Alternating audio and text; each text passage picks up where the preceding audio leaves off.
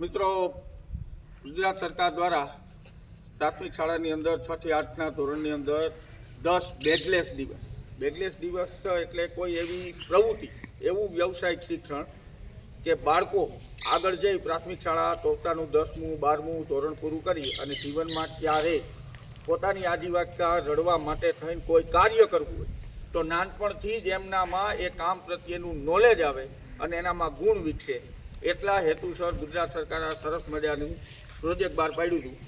એ જ અને આપણે આજે આપણી વચ્ચે કેશુભાઈ રાઠોડ ઉપસ્થિત છે, જેઓ જૂનાગઢથી આવે છે.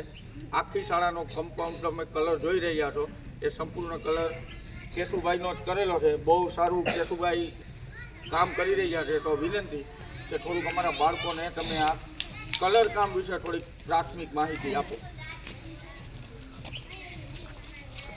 આપણે આ વોલ આવે છે, વોલ પહેલાં પ્લાસ્ટર કરી પછી આની ઉપર એક્સટિરિયર અસ્તર આવે. એક્સટિરિયર એટલે બહારનું કોટ માર્યા પછી આપણે એક્સટિરિયર કલર મારવો પડે, જેના 2 કોટ આવે.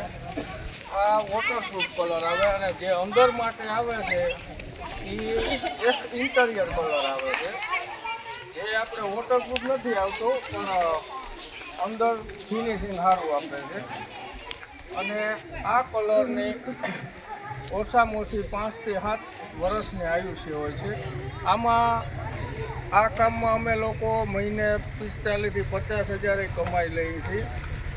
આમ સારો વ્યવસાય છે અને પ્રોફેશન વ્યવસાય છે.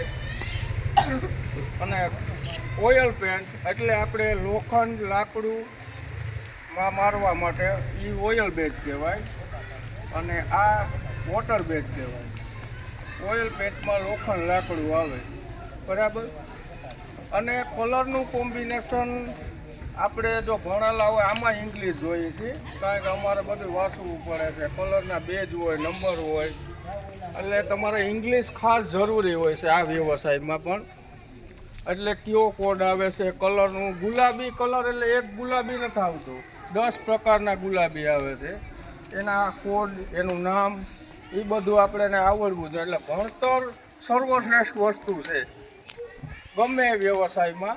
અમારે આમાં ભણતર ખાસ જરૂરી છે, કારણ કે માપ સાઈઝ આવે છે, અમારા કલરના નામ દેવા પડે છે, પછી એનું આપણે કોમ્બિનેશન કાઢવું પડે છે. તે માનો આપણે પીળો કલર રાખ્યો તો એના ભેગા કયા કલર આપણે રાખવા, એ આપણને નોલેજ એક મહત્ત્વનું હોય છે કે ક્યાંય પણ આપણે અટકીએ નહીં. આથી તમામ બાળકોને આ મારે નિવેદન કે તમે ખાસ કરીને અભ્યાસ સારો કરજો, ઇંગ્લિશ શીખી જો, તેથી તમને કોઈ પણ ધંધામાં ઓલું ન થાય. નમ્ર વિનંતી.